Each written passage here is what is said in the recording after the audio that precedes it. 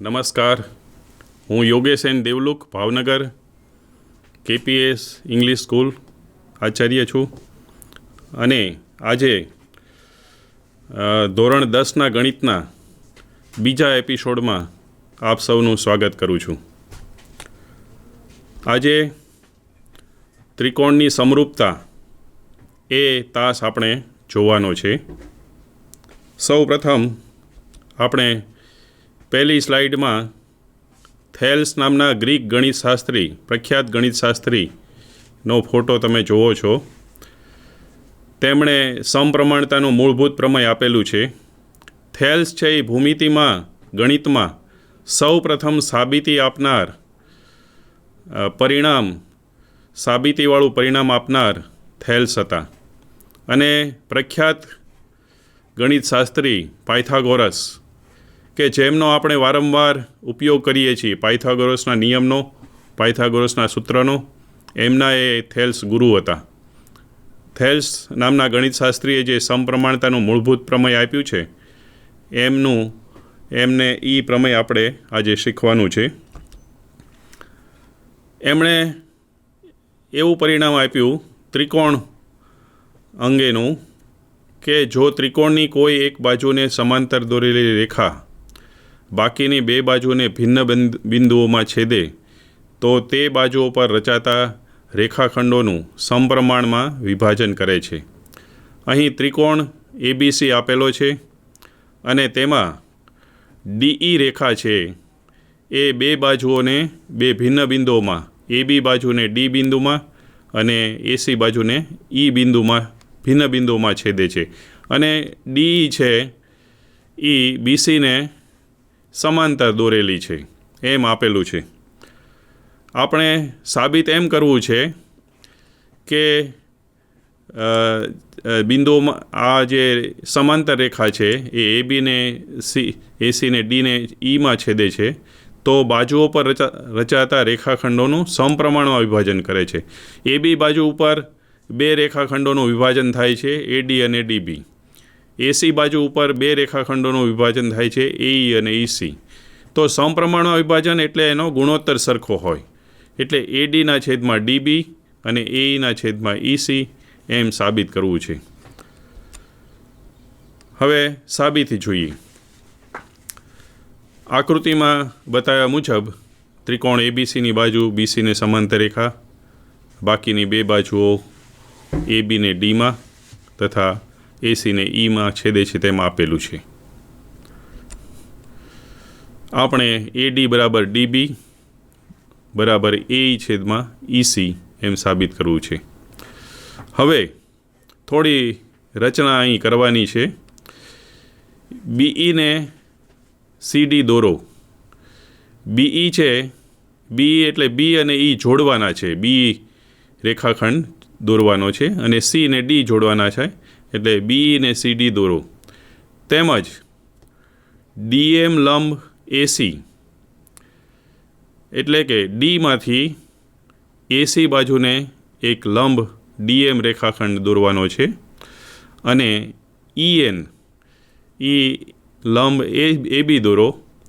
EN લંબ એટલે M અને M બે લંબપાદ છે, અને EN છે ABને લંબ દોરો. હવે આપણે જાણીએ છીએ કે ત્રિકોણનું ક્ષેત્રફળ 1/2 પાયો ગુણ્યા વેધ છે. સૌ પ્રથમ ત્રિકોણ ADEની વાત કરી, ઉપરનો ત્રિકોણ. એમાં આપણે બે રીતે એના ક્ષેત્રફળ શોધી શકશું, 1/2 પાયો ગુણ્યા વેધ. કારણ કે એક AD પાયો છે અને EN વેધ છે, તો 1/2 પાયો AD ગુણ્યા EN આવશે. અને બીજું ક્ષેત્રફળ બીજી રીતે જોઈએ તો AE પાયો ગણીએ અને DM વેધ ગણીએ તો એ રીતે પણ શોધી શકાશે. અહીં જે લખ્યું છે પહેલી વાર એ ADનું ક્ષેત્રફળ 1/2 AD ઇન્ટુ EN છે, એટલે કે ADE બરાબર 1/2 AD ઇન્ટુ EN. તે જ રીતે હવે BDE અને ADE એના ક્ષેત્રફળ નીચેના ત્રિકોણની વાત કરવાની છે. હવે BDEમાં તમે જોશો કે આપણે જે ADEમાં વેધ દોરેલો EN એ જ વેધ છે એ ત્રિકોણ BDE માટે સામેની બાજુ ઈમાંથી BDને પણ આપણે ગણી શકાય. એ કારણ કે વેધ છે એ ત્રિકોણમાંય હોઈ શકે ને ત્રિકોણની બહાર પણ હોઈ શકે. ADEમાં દોરેલો વેધ જે છે EN એ ત્રિકોણ BDEમાં BD બાજુની સામેની બાજુ પર દોરેલો પણ ગણી શકાય. એટલે BDનું ક્ષેત્રફળ પણ 1/2 DB ગુણ્યા EN આપણે લઈ શકીએ. એવી જ રીતે ADEમાં ફરી વખત બીજી રીતે આપણે ક્ષેત્રફળ AE પાયો ગણીએ અને DM વેધ ગણીએ તો 1/2 AE ઇન્ટુ DM બીજી રીતે આપણે લખ્યું છે. અને નીચે DCEમાં પણ આપણે EC પાયો ગણીએ અને DM છે એ વેધ ગણીએ તો 1/2 EC ઇન્ટુ DM લખી શકાય. હવે ટૂંકમાં ઉપરનો જે ત્રિકોણ ADE છે એમાં બે વેધ દોરેલા છે. EN છે AD ઉપર અને DM છે એ AE ઉપર. તો આ બંને વેધ છે નીચેના બે ત્રિકોણો જે BDE ત્રિકોણ છે અને CDE ત્રિકોણ છે એમાં પણ જે EN વેધ ADEમાં દોરેલો છે એ BDEમાં પણ દોરેલો કહેવાય BD ઉપર ઈમાંથી. એવી જ રીતે DEC ત્રિકોણ અથવા DCE ત્રિકોણ એમાં પણ આ જે DM વેધ દોરેલો છે AE ઉપર એ જ વેધ આપણે Dમાંથી EC ઉપર દોરેલો ગણી શકાય. તો આ રીતે આપણે 4 ત્રિકોણના ક્ષેત્રફળ અહીં લખ્યા છે. એમાં ADE સૌ પ્રથમ ADEનું ક્ષેત્રફળ એટલે કે ઉપરના ત્રિકોણનું ક્ષેત્રફળ એમાં જે પહેલી વખત જે ગણતરી કરી છે 1/2 AD ગુણ્યા EN એ મૂકવાનું છે. તો ADE 1/2 AD ગુણ્યા EN છેદમાં BDEમાં આપણે 1/2 DB પાયો DB અને EN છે એ વેધ દોરેલો છે. તો બંનેમાંથી 1/2 રદ છેદ ઉડશે. EN છેદ ઉડશે એટલે AD છેદમાં DB. ટૂંકમાં ઉપરનો ત્રિકોણ ADE અને નીચેનો ત્રિકોણ BDE એ બંનેનો જે ગુણોત્તર આપણે લીધો એ AD છેદમાં DB આપણને મળ્યો. એને પરિણામ નંબર 1 આપણે આપ્યું. હવે તેવી જ રીતે ઉપરનો ત્રિકોણ ADE છે એનું ક્ષેત્રફળ હવે બીજી રીતે જે શોધ્યું છે 1/2 AE અને DM વેધ એ મૂકવાનું છે. કારણ કે એમાં આપણે બે વેધ દોરેલા છે. એમાં બીજો જે Dમાંથી AE ઉપર વેધ દોરેલો છે DM વેધ છે અને AE પાયો છે. તો 1/2 AE ઇન્ટુ DM છેદમાં DEC એટલે નીચેના ત્રિકોણની વાત છે એનો ગુણોત્તર. એમાં જે ઉપર DM વેધ છે એ જ આવશે પણ પાયો ત્યાં બદલાઈ જશે EC એટલે 1/2 EC ઇન્ટુ DM એ DECનું ક્ષેત્રફળ છે. તો ADEનું ક્ષેત્રફળ છેદમાં DECનું ક્ષેત્રફળ બરાબર 1/2 AE છે ગુણ્યા DM છેદમાં 1/2 EC ગુણ્યા DM. આમાં પણ DM રદ થશે એનો છેદ ઉડશે 1/2 એ છેદ ઉડશે એટલે AE છેદમાં EC આપણને બીજું પરિણામ મળ્યું છે. તો એને 2 નંબર કહેશું. હવે નીચેના બે ત્રિકોણની વાત કરીએ. ત્રિકોણ BDE અને ત્રિકોણ DEC એ તમે જોશો તો બે સમાંતર રેખા BE અને BC અને DE વચ્ચે આવેલા છે. બે સમાંતર રેખાઓની જોડ BC અને DE વચ્ચે અને એક જ પાયા પર DE પાયો છે એ BDE ત્રિકોણમાંય છે અને DEC ત્રિકોણમાંય છે. એક જ પાયા ઉપર આવેલા છે બંને ત્રિકોણો અને બંને સમાંતર રેખાઓની જોડ વચ્ચે આવેલા છે રચાયેલા છે. આપણે અગાઉનું એક પરિણામ જાણીએ છીએ કે બે સમાંતર રેખાઓ વચ્ચે એક જ પાયા પર આવેલા ત્રિકોણોના ક્ષેત્રફળ સમાન હોય છે. એ જાણીતું પરિણામ છે તો એનો ઉપયોગ કરવાનો છે. તેથી નીચેના બે ત્રિકોણો જે આપણે અત્યારે ગણતરીમાં ઉપયોગમાં લીધેલ છે એમાં ત્રિકોણ BDEનું ક્ષેત્રફળ BDE બરાબર ત્રિકોણ DECનું ક્ષેત્રફળ DEC. તો એને પરિણામ 3 નંબર આપ્યું. હવે પરિણામ 1, 2 અને 3 પરથી હવે પરિણામ 1માં શું હતું કે ADE છેદમાં ફરી વખત જોઈ લઈ કે આગળની સ્લાઇડમાં જોઈ લઈ. 1માં એમ હતું ADE અને BDEનો ગુણોત્તર AD છેદમાં BDE હતો, DB હતો. અને 2 નંબરમાં છે ADE છેદમાં DEC AE છેદમાં EC છે. અને 3 નંબરમાં BDE અને DECના ક્ષેત્રફળ સરખા છે. તમે જોશો કે આગળની જે સ્લાઇડ છે એમાં ઉપરનો જે અંશ છે ADE સરખું છે, નીચે BDE છે. અને 2 નંબરમાં ઉપર અંશ ADE સરખું છે, DEC સરખું છે. તો ઉપરનો અંશ બંનેમાં સરખો છે, નીચે BDE ને DEC છે. પણ એ 3 નંબરમાં પાછું આપણે સાબિત કર્યું કે BDE ને DECનું ક્ષેત્રફળ સરખા છે. તો તેનો અર્થ એમ થયો 1 અને 2માં જે ADE અને BDE અને ADE છેદમાં DEC એનો ગુણોત્તર સરખા થાય, કારણ કે અંશ સરખા છે અને છેદ છે એ 3 નંબરમાં સરખા બતાવેલા છે. તો 1, 2 અને 3 ઉપરથી ADE છેદમાં BDE બરાબર ADE છેદમાં DEC થાય. એટલે કે બેયનો જે ગુણોત્તર છે એ સમાન થશે. એટલે 1 નંબરમાં જે ગુણોત્તર છે AD છેદમાં DB અને 2 નંબરમાં છે AE છેદમાં EC, એ બંને સરખા થશે. એટલે એ પરિણામ 1 અને 2 અને 3 પરથી આપણને AD છેદમાં DB બરાબર AE છેદમાં EC મળ્યું. એટલે આપણે જે સાબિત કરવાનું હતું આ પ્રમેયમાં, સમપ્રમાણતાના મૂળભૂત પ્રમેયમાં, એ કે એક ત્રિકોણમાં જો કોઈ એક રેખા છે એ એક બાજુને સમાંતર અને બીજી 2 બાજુઓને ભિન્ન બિંદુઓમાં છેદે, તો એ 2 બાજુઓને જે જુદા જુદા રેખાખંડોમાં વિભાજન કરે છે તેના ગુણોત્તરો સમાન હોય એ રેખાખંડોનો. એટલે કે બાજુઓ છે એ સમપ્રમાણમાં હોય છે. થેલ્સ નામના ગણિતશાસ્ત્રીએ આ સમપ્રમાણતાનું મૂળભૂત પ્રમેય આપ્યું હતું. એનો ઉપયોગ ઘણે ઠેકાણે આપણે રાઇડરમાં પણ કરશું. હવે આનું પ્રતીપ પ્રમેય. પ્રતીપ એટલે શું? કોઈ પણ વિધાન હોય જો તો વાળું. જો આમ હોય તો આમ થાય.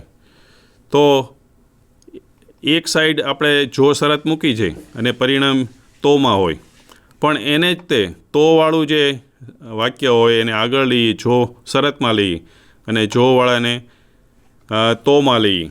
એટલે કે પહેલાં આપણે એમ લીધું હતું કે ત્રિકોણની રેખા એ સમાંતર હોય અને 2 બાજુઓને ભિન્ન બિંદુમાં છેદે, તો એ 2 બાજુને જુદા જુદા સમપ્રમાણમાં એ બાજુઓને સમપ્રમાણમાં વિભાજન કરે. એટલે કે એનો ગુણોત્તર સરખો હોય. પણ એનાથી ઉલટું, જો કોઈ રેખા ત્રિકોણની 2 બાજુઓનું સમાન ગુણોત્તર વિભાજન કરે તો તે રેખા ત્રીજી બાજુને સમાંતર હોય એમ આપણે સાબિત કરવું છે. એટલે અહીં ત્રિકોણ આપણને આપેલો છે ABC. એમાં DE એક રેખા છે એ D ને Eમાં છેદે છે અને સમાન ગુણોત્તરમાં વિભાજન કરે છે. એટલે કે કોઈ રેખા DE એવી છે કે જેથી AD છેદમાં DB બરાબર AE છેદમાં EC થાય, એમ આપણને આપેલું છે. હવે આપણે શું સાબિત કરવું છે કે આ DE રેખા છે એ BCને સમાંતર છે. તો આ ગુણોત્તર તો સમાન આપેલો છે, પણ એ રેખા સમાંતર નથી આપે, એ સાબિત કરવું છે. તો આપણે એનાથી ઉલટું ધારીએ, જે સાબિત કરવું છે તેનાથી વિરુદ્ધ ધારીએ. ધારો કે DE છે એ BCને સમાંતર નથી. આપેલ રેખા જે સમાન ગુણોત્તરમાં વિભાજન કરે છે એ સમાંતર નથી. હવે જો DE છે એ BCને સમાંતર ન હોય, DE છે એ BCને સમાંતર ન હોય, તો Dમાંથી BCને સમાંતર DE ડેશ રેખા દોરી શકાય. એટલે કે આ પરિણામ એવું છે કે કોઈ રેખા હોય અને તેની બહારનું બિંદુ હોય, તેમાંથી આપણને એક અને માત્ર એક રેખા તે આપેલી રેખાને સમાંતર અને તે બિંદુમાંથી પસાર થતી બહારના બિંદુમાંથી પસાર થતી આપેલી રેખાને સમાંતર રેખા દોરી શકાય.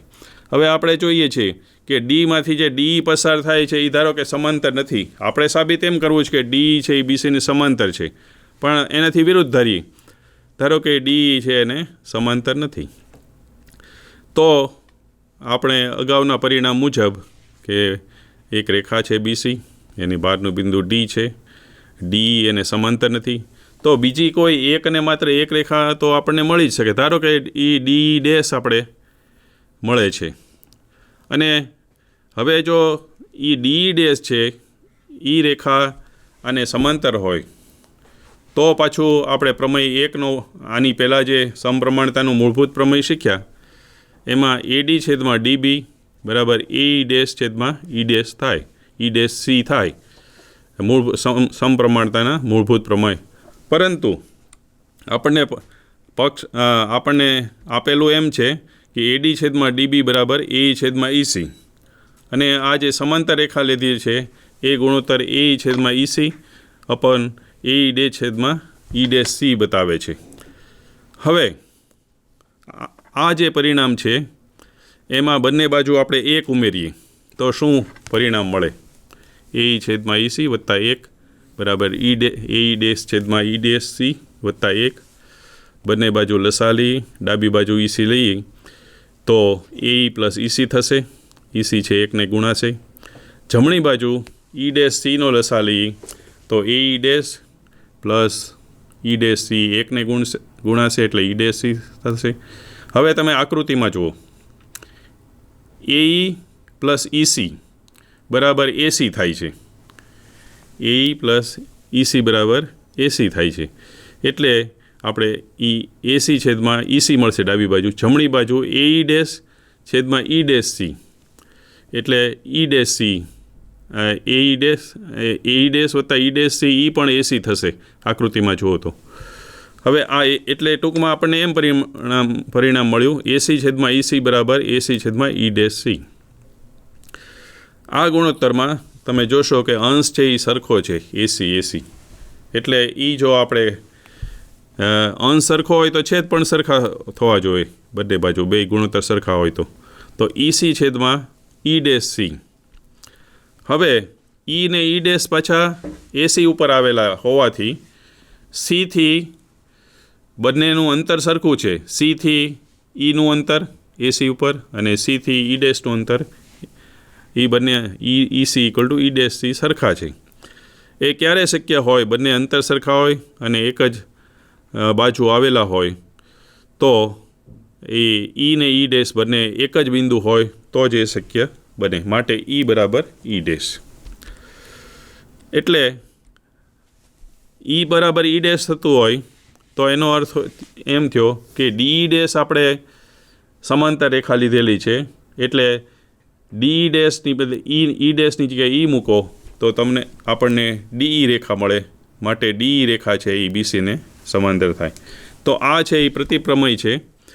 તો આપણને સમપ્રમાણતાનું જે મૂળભૂત પ્રમેય છે અને એનું પ્રતિપ્રમેય છે એ બંને સાચા છે. જો કોઈ રેખા છે એ ત્રિકોણની એક બાજુને સમાંતર અને બીજી બે બાજુને ભિન્ન બિંદુમાં છેદે અને સમાન ગુણોત્તરમાં વિભાજન કરે તો એ સમપ્રમાણતાનું એ સમાંતર રેખા હોય અને એ જુદા જુદા બિંદુમાં છેદે તો એનો ગુણોત્તર સમાન હોય, એટલે બાજુને સમપ્રમાણમાં વિભાજન કરે. અને એનાથી ઉલટું એનું પ્રતિપ્રમેય, જો એ સમપ્રમાણમાં વિભાજન કરે એમ રેખા આપેલી હોય તો એ બીજી બાજુને સમાંતર હોય. તો આ બંને પ્રમેયો છે એકબીજાના પ્રતિપ્રમેય છે, એ આપણે સાબિત કર્યા. હવે પછી આપણે એક રાઇડર પ્રશ્ન જોવાનો છે. રાઇડર પ્રશ્નમાં તે આપણે સાબિત કરવાનું હોય છે. જુઓ આકૃતિમાં એ બી સમાંતર પીક્યુ આપેલું છે, એસી સમાંતર પીઆર છે. બને તે રીતે બિંદુ એબીસી અનુક્રમે ઓપી, ઓક્યુ અને ઓઆર પર આવેલા છે. ઓપી ઉપર એ આવેલું છે, તમે જોઈ શકો છો, OQ ઉપર B આવેલું છે એ જોઈ શકો છો, ને OR ઉપર C આવેલું છે એ જોઈ શકો. સાબિત એમ કરવાનું છે કે BC છે એ QR ને સમાંતર છે. આપેલું એમ છે કે AB છે એ PQ ને સમાંતર છે ઉપરના બે ત્રિકોણમાં, AC છે એ PR ને સમાંતર છે, અને સાબિત એમ કરવાનું છે BC છે એ QR ને સમાંતર છે. તો અહીં સૌથી પહેલાં POQ ત્રિકોણની વાત કરીએ. POQમાં આપણે AB સમાંતર PQ હોવાથી આપણે સમપ્રમાણતાના મૂળભૂત પ્રમેયની ઉપયોગ કરીએ તો એ સમપ્રમાણમાં વિભાજન કરે અથવા તો ગુણોત્તર સરખો હોય. એટલે OPQ ત્રિકોણમાં અથવા POQ ત્રિકોણમાં OA નીચેથી આપણે ગુણોત્તર લઈએ, OA છેદમાં AP બરાબર OB છેદમાં BQ થાય. એ પરિણામ નંબર 1 કહીએ. તે જ રીતે ત્રિકોણ POR જમણી બાજુ જે ઉપર ત્રિકોણ છે તેની વાત કરીએ છીએ. એમાં પણ OA છેદમાં AP, એમાં AC સમાંતર PR છે એટલે OA છેદમાં AP બરાબર OC છેદમાં CR એ ગુણોત્તર સરખો થશે. તો આ 1 અને 2 પરથી તમે જોશો કે એકમાં એમ છે OA છેદમાં AP અને OB છેદમાં BQ છે. હવે બીજા ગુણોત્તરમાં પણ એમાં OA છેદમાં AP બંનેમાં કોમન આવે છે એટલે પહેલા ગુણોત્તરની જે જમણી સાઈડનો ગુણોત્તર OB છેદમાં BQ બરાબર OC છેદમાં CR થશે.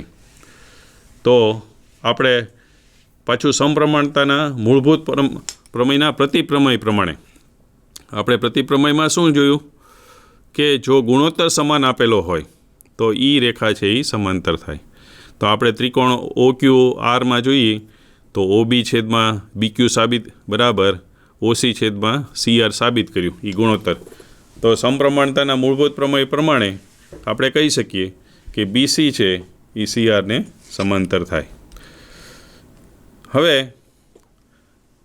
આપણે આમાં આ જે શું શું શીખ્યા એ પહેલાં થોડાક આપણે બોર્ડમાં દાખલા પણ ગણવા છે, તો એ દાખલા ગણ્યા પછી શું શીખ્યા એ આપણે જોશું. હવે આપણે થોડાક દાખલા સમપ્રમાણતાના મૂળભૂત પ્રમેય એના પ્રતિપ્રમેય વિશે જોઈએ. આકૃતિમાં D સમાંતર BC છે, આ D સમાંતર BC છે અને 1 અને 2 રકમ આપી છે. 1માં EC શોધવાનું છે અને 2માં AD શોધવાનું છે. તો સૌથી પહેલાં પહેલી રકમ જોઈએ.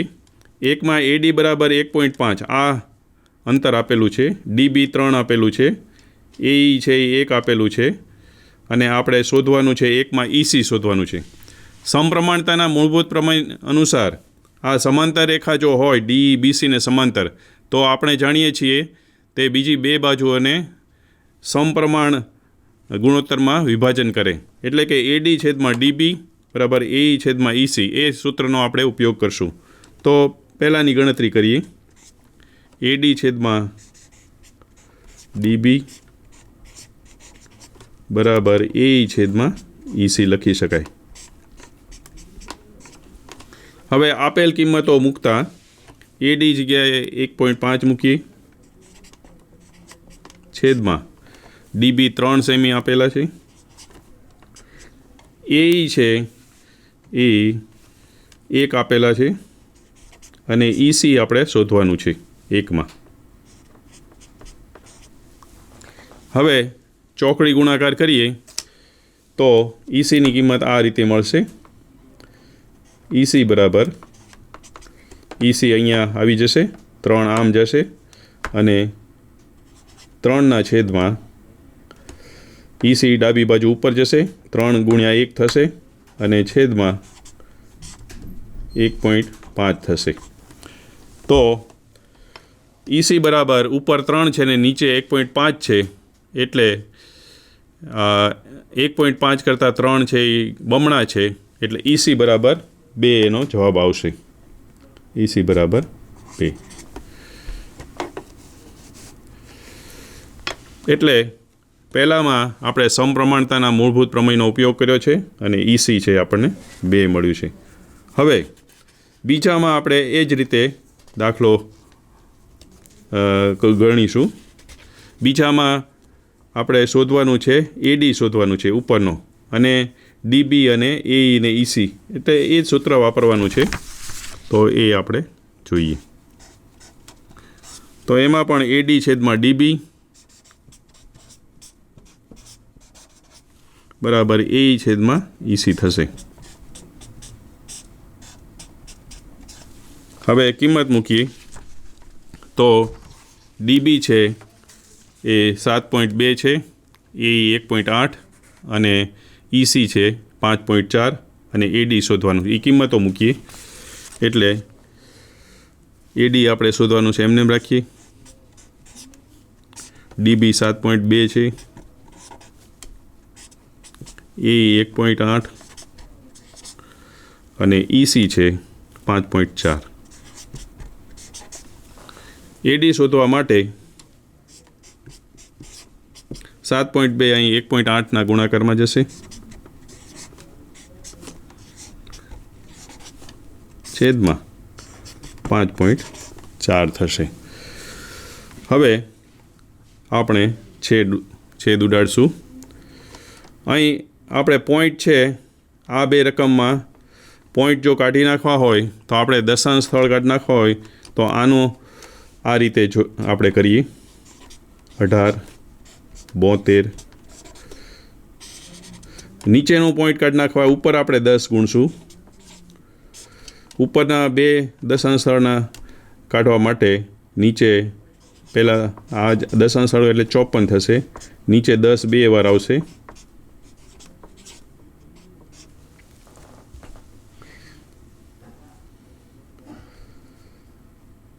અહીં 1 10 ઉડી જશે.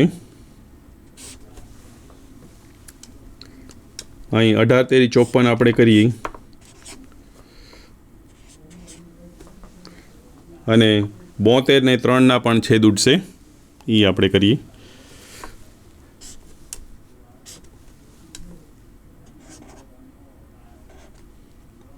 ચોવીસ તેરી 72 આવશે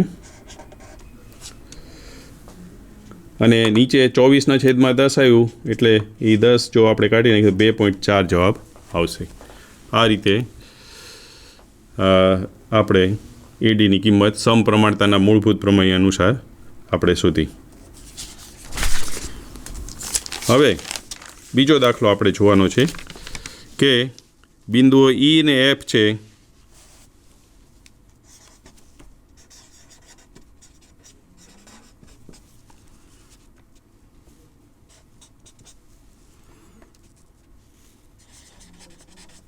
E અને F ત્રિકોણ PQRની બાજુઓ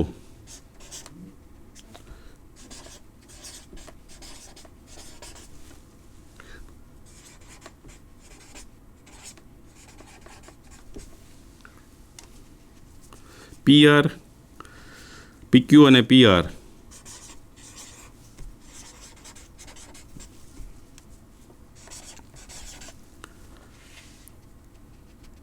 પર આવેલા છે.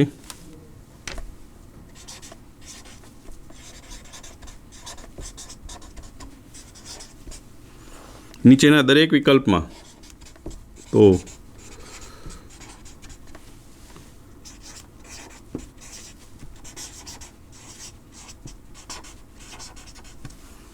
વિકલ્પમાં EF સમાંતર QR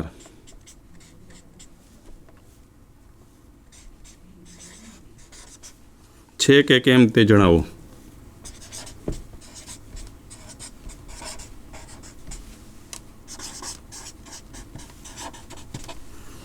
એમાં પહેલું આપણે જોઈએ PE બરાબર 3.9 સેમી,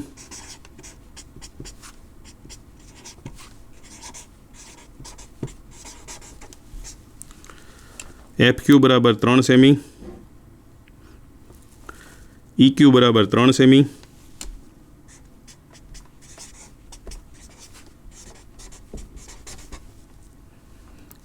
PF બરાબર 3.6 સેમી,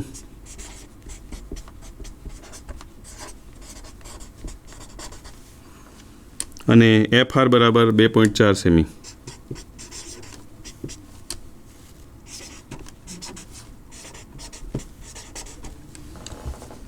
હવે આપણે નક્કી કરવું છે કે ત્રિકોણ PQRમાં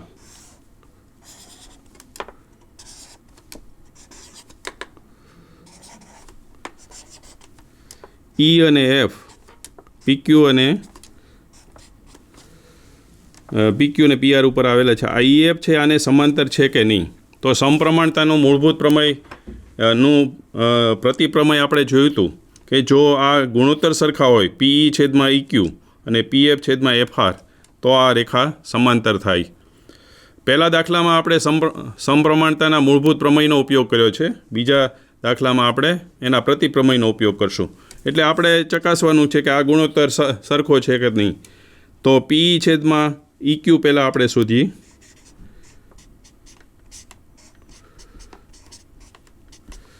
તો PE છે 3.9,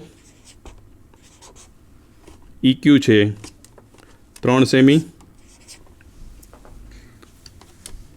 હવે દશાંશ સ્થળ કાઢી નાખીએ તો નીચે 3 × 10 થશે, 13 39, 10 પાછા કાઢીને 1.3 આનો ગુણોત્તર આવ્યો. તેવી જ રીતે PF/FR શોધીએ.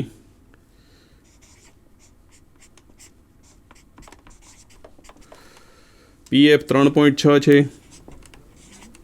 અને FR છે 2.4 છે.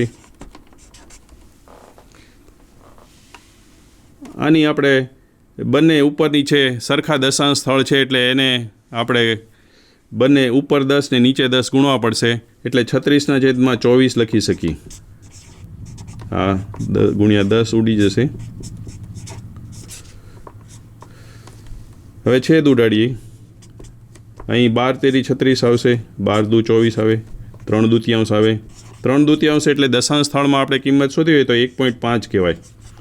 હવે ડાબી બાજુ જે વિભાજન છે રેખાખંડોનું એનો ગુણોત્તર 1.3 આવ્યો PE/EQ અને જમણી બાજુ જે PRનું વિભાજન છે PF ને FR એનો ગુણોત્તર 1.5 આવ્યો. હવે બંને ગુણોત્તર તમે જોશો કે અલગ છે, બંને સમાન નથી. તો આપણે જો સમાન હોય તો જ આ સમાંતર રેખા બનશે. એટલે અહીં EF છે એ QR ને સમાંતર નથી. તો 1માં હવે આ 2માં આપણે જોઈએ.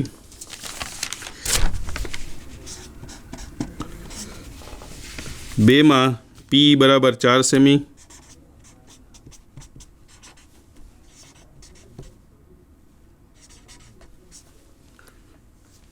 QE બરાબર 4.5 સેમી,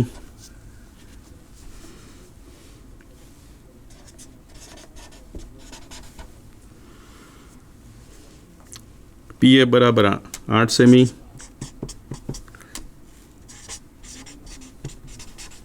અને RF બરાબર 9 સેમી.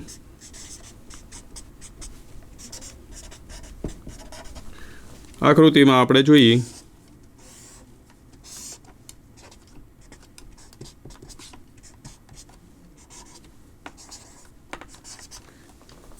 હવે EF આને સમાંતર QR ને છે કે નહીં આપણે તપાસવાનું છે. તો PE/EQ ગુણોત્તર જોઈએ. PE/EQ અથવા QE આપેલું છે. તો PE 4 ને 4.5 છે અને આ ગુણોત્તર PF/FR એ ગુણોત્તર છે PF છે એ 8 છે અને RF છે એ 9 છે. હવે આ બે ગુણોત્તરને આપણે સાદુરૂપ આપતા પહેલાં તમે જોશો કે અહીં 4 દુ 8 છે અને 4.5 બમણા અહીં 9 છે. તો આ ગુણોત્તરને આની જેવો 8/9 કરવો હોય તો ઉપર નીચે આપણે 2થી ગુણી શકીએ. તો આ ગુણોત્તર 4 દુ 8, 4.5 × 2 9. તો તમે જોશો કે પહેલો ગુણોત્તર પણ 8/9, બીજો ગુણોત્તર પણ 8/9. એટલે અહીં બંને ગુણોત્તર સરખા આવ્યા, PE/EQ અને PF/FR. એટલે આપણે કહી શકીએ કે EF છે એ QR ને સમાંતર છે.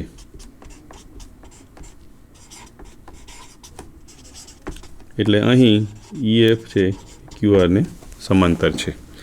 એટલે આ બે દાખલામાં આપણે સમપ્રમાણતાના મૂળભૂત પ્રમેય, પહેલા દાખલામાં સમપ્રમાણતાના મૂળભૂત પ્રમેય અને બીજામાં આપણે એના પ્રતિપ્રમેયનો ઉપયોગ કર્યો છે.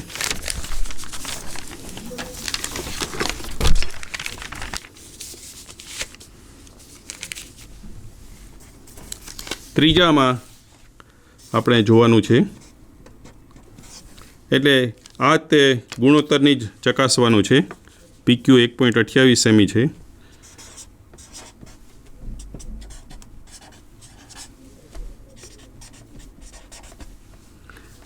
PR 2.56 સેમી છે.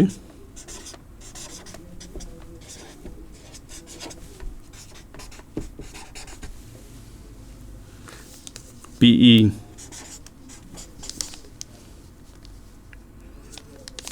0.18 છે.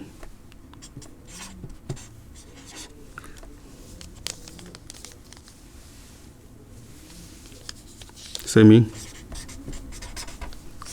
અને PF છે એ 0.36.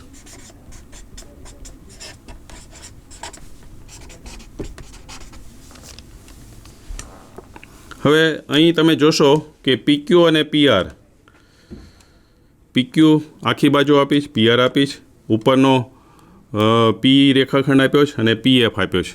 એટલે આપણે PE અને EQ અથવા PF ને FR એ તપાસવાને બદલે PE છેદમાં PQ અને PF છેદમાં PR એ પરિણામ પણ ચકાસી શકાય. કારણ કે જો PE છેદમાં EQ ગુણોત્તર સરખો હોય તો PE છેદમાં PQ થઈ શકે, EQ છેદમાં PQ એ ગુણોત્તર, તો એને અનુરૂપ આ જમણી બાજુનો ગુણોત્તર લેવો પડે. એટલે કે અહીં આપણે પહેલાં PE છેદમાં PQ ગુણોત્તર તપાસીએ. ઉપરનો રેખાખંડ ને આખી બાજુ એ 0.18 છેદમાં 1.28 અને તેવી જ રીતે PF છેદમાં PR બરાબર PF 0.36 છેદમાં PR 2.56.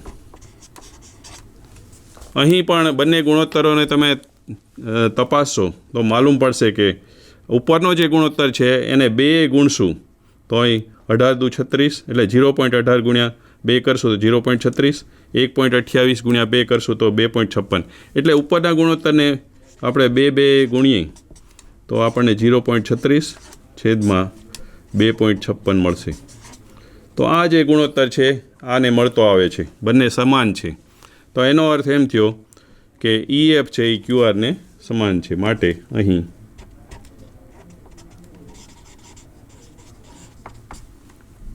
EF છે એ સમાંતર QR થશે.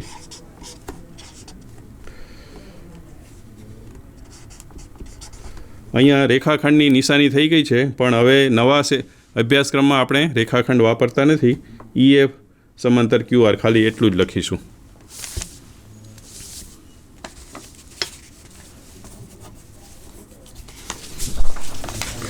હવે આપણે એક રાઇડર પ્રશ્ન જોવાનો છે.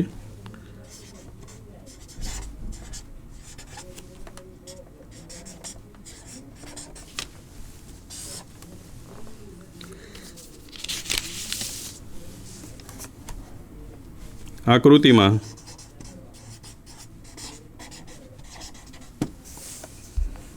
LM સમાંતર CB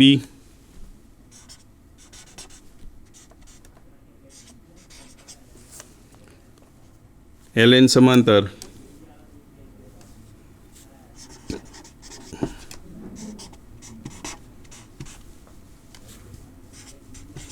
તો સાબિત કરો કે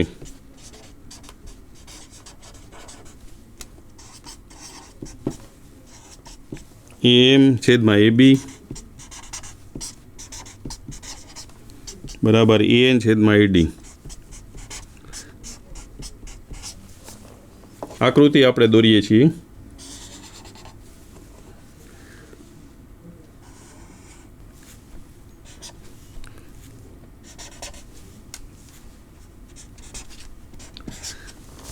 હવે જોઈએ LM સમાંતર CB, આ જે બાજુ છે એ BC ને CB કે BC ને સમાંતર છે, LN સમાંતર CD, LN છે એ CD ને સમાંતર. આપણે એમ સાબિત કરવું છે કે AM છેદમાં AB અને AN છેદમાં AD એમ સાબિત કરવું છે. હવે આમાં આપણે ત્રિકોણ ABC પહેલાં એનો ઉપયોગ કરશું. એમાં આ અને સમાંતર છે એટલે સમપ્રમાણતાનો મૂળભૂત પ્રમેય. ત્રિકોણ ABC માં LM સમાંતર BC હોવાથી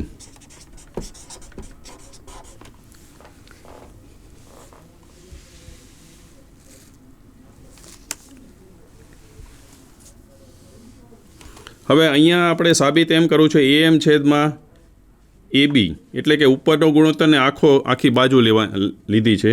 તો આમાં આપણે આ ત્રિકોણમાં પણ એ જ ઉપયોગ કરશું હોવાથી AM છેદમાં AB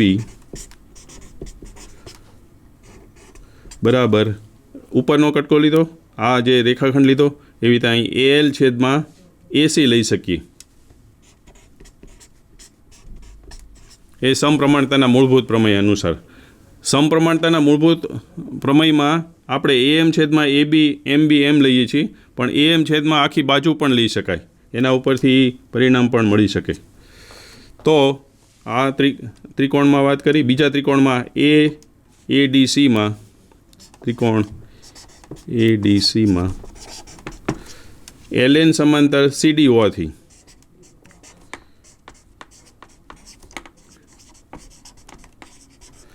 વિદ્યાર્થી મિત્રો, રાઇડર ગણતી વખતે આપણને શું આપેલું છે એનો શું ઉપયોગ થાય છે એ જો તમે બરાબર ચકાસી લો, જોઈ લો, તો રાઇડર ગણવો બહુ સહેલો પડે. આ ત્રિકોણમાં આ આને સમાંતર છે એટલે એનો ગુણોત્તરનો ઉપયોગ કરશે. આ બીજા ત્રિકોણમાં આ LN છે આને સમાંતર છે એનો ઉપયોગ કર્યો છે. એટલે એમાં પણ આ રીતે જ આપણે કરીશું કે AL છેદમાં AC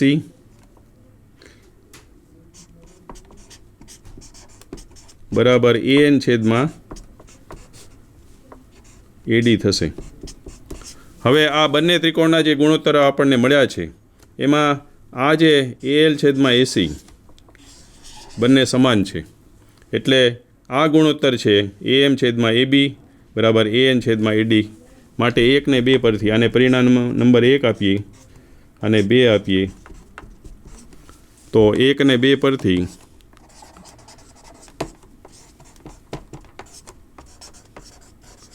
આપણે આ પરિણામ જે આપણે જોતું હતું AM છેદમાં AB બરાબર AN છેદમાં AD મળી શકે.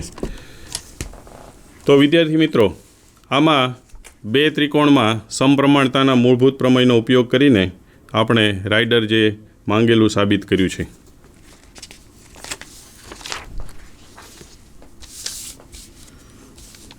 બીજો એક રાઇડર પ્રશ્ન આપણે લઈએ છીએ.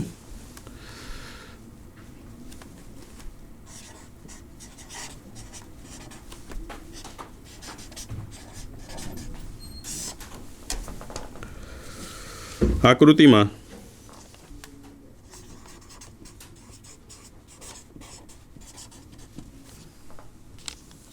DE સમાંતર AC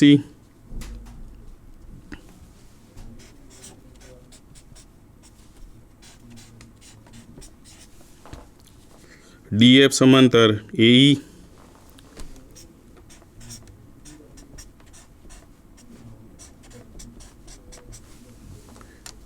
સાબિત કરો કે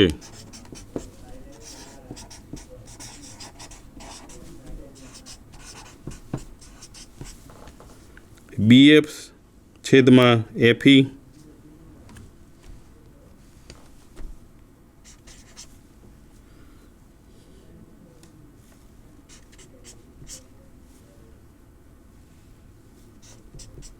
બરાબર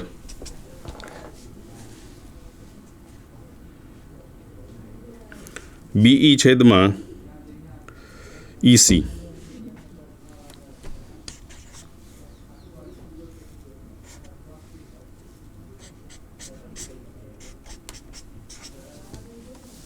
હવે આકૃતિ દોરીએ આપણે.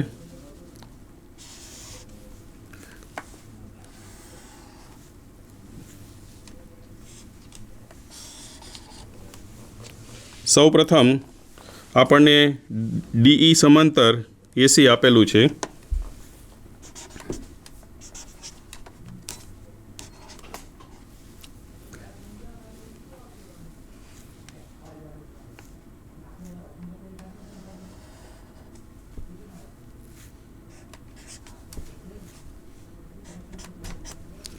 આ ડીઈ સમાંતર એસી આપેલું છે અને બીજું ડીએફ સમાંતર એઈ.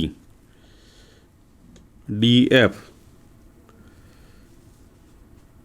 એઈ ડીએફ આ પહેલાં એઈ જોડી દઈએ અને અહીંયા આ ડીએફ છે. ડીએફ સમાંતર એઈ આપેલું છે. તો આપણે સાબિત કરવું છે કે બીએફ છેદમાં એફઈ બરાબર બીઈ છેદમાં ઈસી થાય.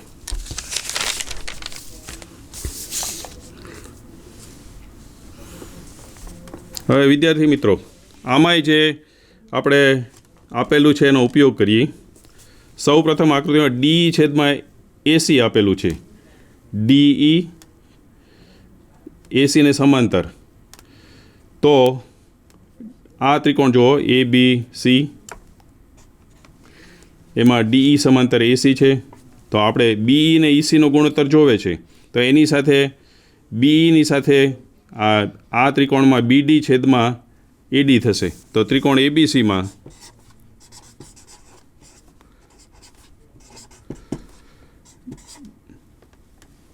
ડીઈ સમાંતર એસી હોવાથી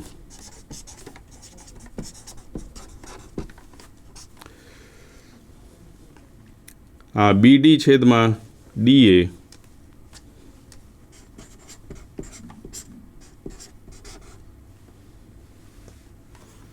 આ ત્રિકોણ લઈએ છીએ, એમાં ડીઈ તો આપણે બીડી ને ડીએ અને બી ને ઈસી આવશે.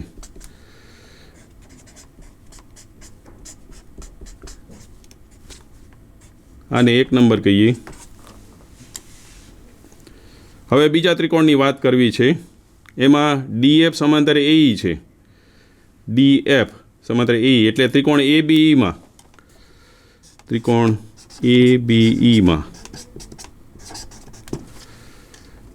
ડીએફ સમાંતર એઈ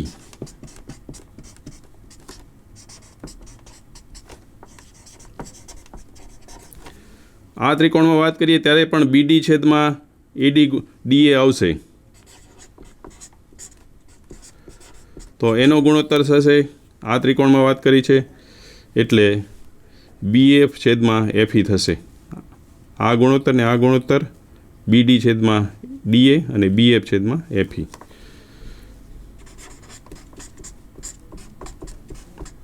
આને 2 નંબર આપણે કહીએ.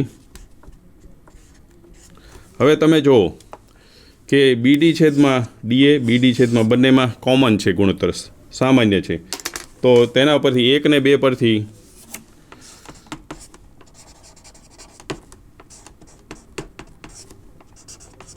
આપણને પરિણામ મળશે બીઈ છેદમાં ઈસી બરાબર બીએફ છેદમાં એફઈ.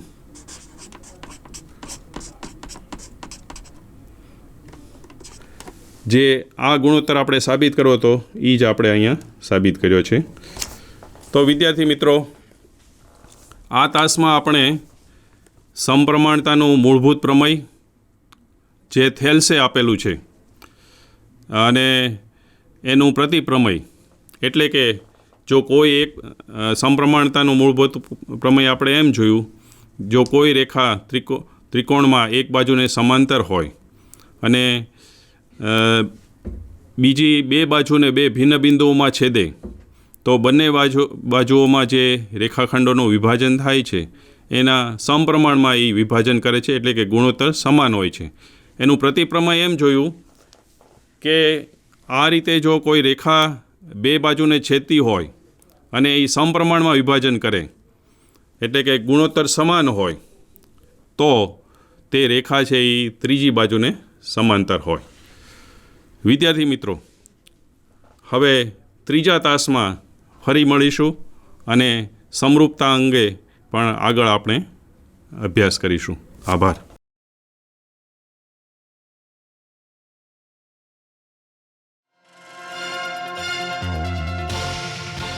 ખલીલ જીબ્રાનનું એક બહુ સરસ મજાનું વાક્ય દરેક માતા પિતા યાદ રાખવા જેવું છે કે બાળકો આ ધરતી ઉપર તમારા દ્વારા આવેલા છે, પરંતુ તમારી માલિકીના નથી. એ રાષ્ટ્રની સંપત્તિ છે. એટલે તમારા બાળકો એ તમારા સપનાની બ્લુપ્રિન્ટ નથી. બહુ નાનકડું પણ મને ગમતું વાક્ય છે બાબુ સાહેબ કે તમારું સંતાન ખૂબ દોડી શકે એમ છે જો તમે એના પીઠ ઉપરથી ઉતરી જાવ તો. તમે એની પીઠ ઉપરથી ઉતરો તો. લાઈફ ટાઈમ યાદ રાખજો કે અત્યારે તમે તાલીઓ અમારી વાત ઉપર પાડો છો, પણ તમે જો તમારી જાત ઉપરનો કોન્ફિડન્સ રાખશો તો એક દિવસ આખી દુનિયા તમારા નામ ઉપર તાલી પાડશે દોસ્તો. ફરીને આપ બધાને પરીક્ષાની જાજેરી શુભકામના. 21મી સદી આપણને કારકિર્દીની અનંત તક આપે છે. જે વિદ્યાર્થીઓ 10મા ધોરણ પછી શું કરવું, કઈ કારકિર્દી પસંદ કરવી એવી મૂંઝવણમાં હોય, તેઓ પોતાના રુચિની ક્ષમતાના આધારે ઘણા બધા ક્ષેત્રમાં કારકિર્દી બનાવી શકે છે. આવું એક ક્ષેત્ર છે કલા અથવા હ્યુમેનિટીઝ. ચાલો જાણીએ આ ક્ષેત્ર વિશે અને આ ક્ષેત્રમાં કારકિર્દીની વિવિધ તક વિશે. કલાના ક્ષેત્રને વિશ્વભરમાં હ્યુમેનિટીઝ અથવા હ્યુમન સાયન્સીસ તરીકે ઓળખવામાં આવે છે, કારણ કે તે વિષયોની વિશાળ શ્રેણીને આવરી લે છે.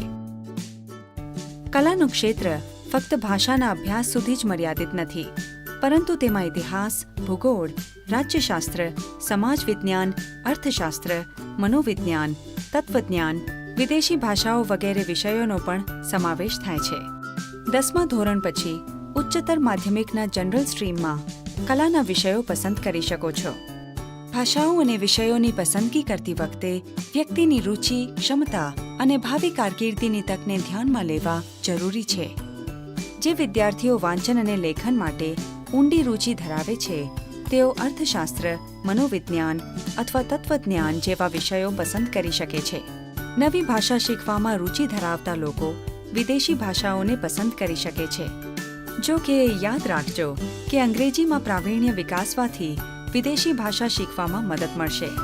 ઇતિહાસ, ભૂગોળ, રાજ્યશાસ્ત્ર, સમાજ વિજ્ઞાન જેવા વિષયો એકબીજા સાથે સંકળાયેલા છે. યુપીએસસી અને જીપીએસસી, યુનિફોર્મ સર્વિસીસ, બેન્કિંગ વગેરે જેવી સ્પર્ધાત્મક પરીક્ષાઓ માટે આ વિષયોની મજબૂત સમજણ ઉપયોગી છે. મનોવિજ્ઞાન સાથે બેચલર ઓફ આર્ટ્સ ડિગ્રી પૂર્ણ કર્યા પછી કાઉન્સેલિંગ, માનવ સંસાધન, MBA વગેરે જેવી કારકિર્દીની પ્રાપ્તિ કરી શકાય છે.